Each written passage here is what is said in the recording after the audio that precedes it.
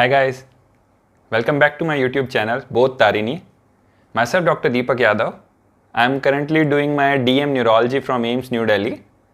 So today we will discuss about how to choose your specialty after MBBS. So MBBS ख़त्म होने के बाद सबसे बड़ा कन्फ्यूज़न स्टूडेंट्स को यही रहता है कि वो किस ब्रांच को परस्यू करें. सो आज हम उन्हीं फैक्टर्स के बारे में डिस्कस करेंगे जिसके थ्रू आप ये सेलेक्ट कर सकते हैं कि आपको फ्यूचर में कौन सी ब्रांच सेलेक्ट करनी है. ये सब शुरू हो जाता है आफ्टर 11th जब हम बायोलॉजी चूज़ करते हैं डॉक्टर बनने के लिए. आफ्टर चूजिंग बायोलॉजी हमारा सबसे पहला टारगेट होता है एमबीबीएस में एंट्री करना. उस समय हम नहीं सोचते कि हमें क्या बनना है, आफ्टर एमबीबीएस हमें क्या चूज़ करना है, और ना ही उस समय हमें ये सब डिसाइड करना चाहिए, क्योंकि एमबीबीएस के ड्यूरिंग हम 19 सब्जेक्ट्स को पढ़ते हैं. तो उस टाइम पीरियड के ड्यूरिंग हम डिसाइड करते हैं कि हमें किस सब्जेक्ट में ज़्यादा चार्म था, किस सब्जेक्ट को ज़्यादा अच्छे से हम पढ़ते थे, किस सब्जेक्ट को ज़्यादा हम अच्छे से समझ पाते थे. So that thing will decide. So जो मेन फैक्टर उस टाइम दिमाग में रहते हैं ये रहते हैं कि how much money will I make with this branch, how much time will you have for your family, will you be burnt out और बिकम मिजरेबल, और you will love what you will do. So ये सारे questions हमारे दिमाग में रहते हैं उस समय. सो आज मैं डिस्कस करूंगा उन बेसिक फैक्टर्स के बारे में कि जिनके थ्रू आप ये चूज़ कर सकते हैं कि आपको क्या ब्रांच ज़्यादा सूट करेगी. तो सबसे पहला जो क्वेश्चन आपके दिमाग में आना चाहिए कि which clinical question excites you, which clinical question you find interesting. Means कि ड्यूरिंग योर एमबीबीएस डेज किस सब्जेक्ट को पढ़ते टाइम आपको ज़्यादा इंटरेस्ट आता था. आपको एनाटमी पढ़ते टाइम ज़्यादा इंटरेस्ट आता था, डिसेक्शन हॉल में आपको ज़्यादा इंटरेस्ट आता था, या फिर आपको फिजियोलॉजी, फार्माकोलॉजी, माइक्रोबायोलॉजी जैसे नॉन क्लिनिकल सब्जेक्ट्स को पढ़ने में ज़्यादा इंटरेस्ट आता था, या फिर आप क्लिनिकल रोटेशन के ड्यूरिंग मेडिसिन में ज़्यादा इंटरेस्ट लेते थे, या फिर सर्जिकल प्रोसीजर्स आपको करने में ज़्यादा इंटरेस्ट आता था. सो अगर आपको नॉन क्लिनिकल ब्रांच जैसे फार्माकोलॉजी हो गया, फिजियोलॉजी हो गया, ऐसी ब्रांचेस में ज़्यादा इंटरेस्ट आता था, तो आप एक नॉन क्लिनिकल ब्रांच को चूज़ कीजिए अपने फ्यूचर के लिए. सेकंड फैक्टर जो सबसे बड़ा फैक्टर है आई थिंक वो ये कि आपको ये सेलेक्ट करना होगा कि आप डायरेक्ट पेशेंट केयर में इन्वॉल्व होना चाहते हैं या इनडायरेक्ट पेशेंट केयर रखना चाहते हैं. बिकॉज अभी करंट सिनेरियो में जो डॉक्टर्स पे असॉल्ट्स बढ़ रहे हैं तो लोग बाग इनडायरेक्ट पेशेंट केयर रखना ज़्यादा प्रेफर करते हैं. So you can choose non-clinical branch like radiology or some other non-clinical branch, physiology, pharmacology, microbiology, pathology. You can choose those branches.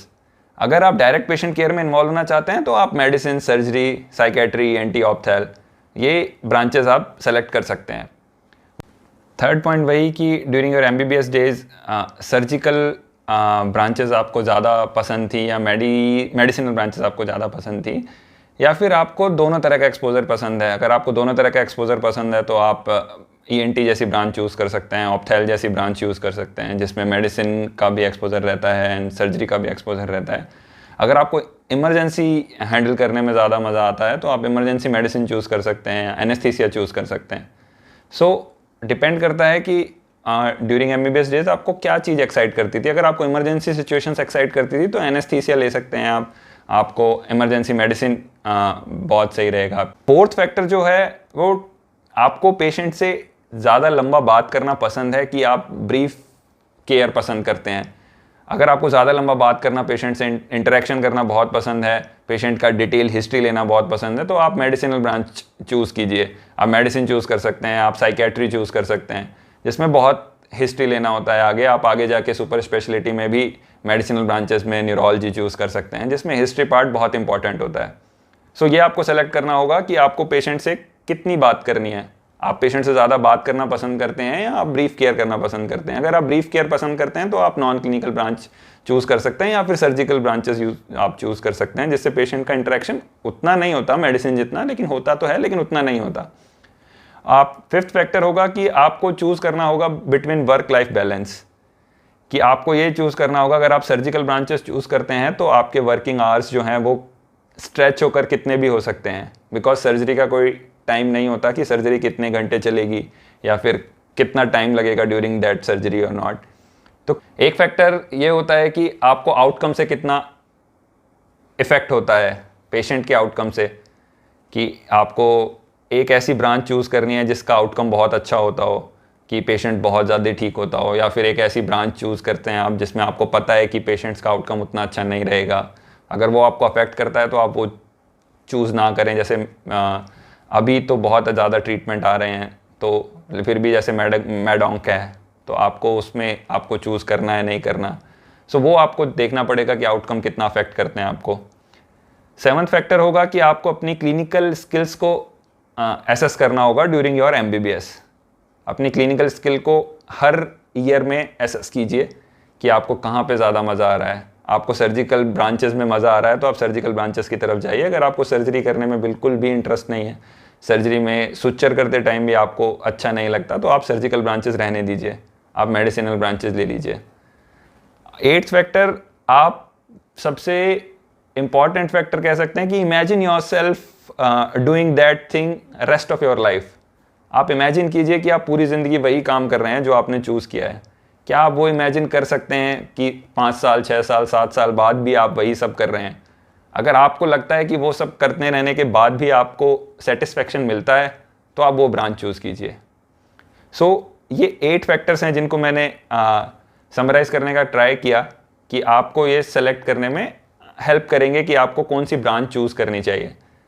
एक जो सबसे इंपॉर्टेंट फैक्टर होता है, कभी भी रैंक से अपनी ब्रांच डिसाइड मत कीजिए। रैंक अच्छी आ गई इसका मतलब ये नहीं है कि आपको रेडियोलॉजी लेनी है या मेडिसिन लेनी है।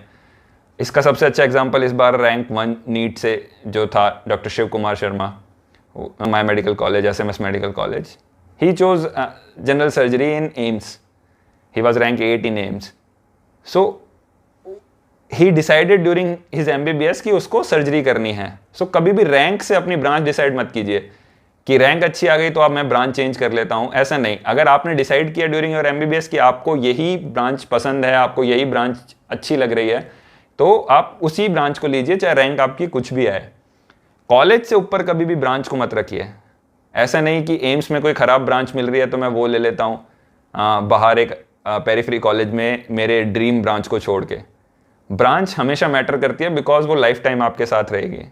सो हमेशा ब्रांच को प्रेफर कीजिए अपनी, चाहे कोई भी रैंक हो आपकी, चाहे आपको यहाँ पे एम्स में कोई दूसरी ब्रांच मिल रही हो, आपकी ड्रीम ब्रांच नहीं मिल रही हो। सो हमेशा प्रेफर कीजिए ब्रांच को। अभी फिर एक और क्वेश्चन पूछते हैं कि DNB ऑप्ट करें नहीं करें, या फिर MD के लिए फिर से ड्रॉप करें।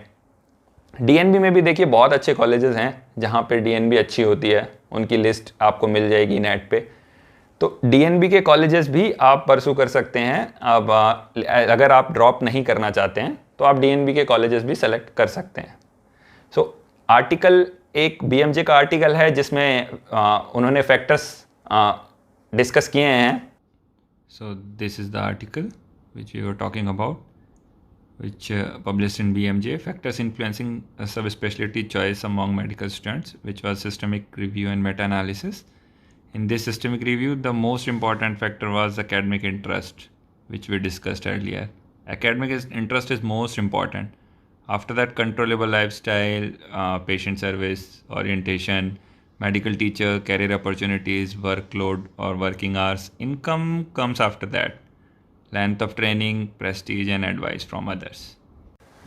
सो ये मेरा छोटा सा ट्राई था आपको समझाने के लिए कि किस तरीके से आप अपनी स्पेशलिटी चूज़ कर सकते हैं आफ्टर MBBS। अगर वीडियो पसंद आया तो चैनल को सब्सक्राइब कीजिएगा, वीडियो को लाइक कीजिएगा एंड शेयर कीजिएगा। अगर कुछ फिर भी डाउट्स रह जाते हैं, आप मेरे को मेरे सोशल मीडिया हैंडल्स पे फॉलो कर सकते हैं और आप अपने क्वेश्चंस पूछ सकते हैं। Thank you for watching, bye bye.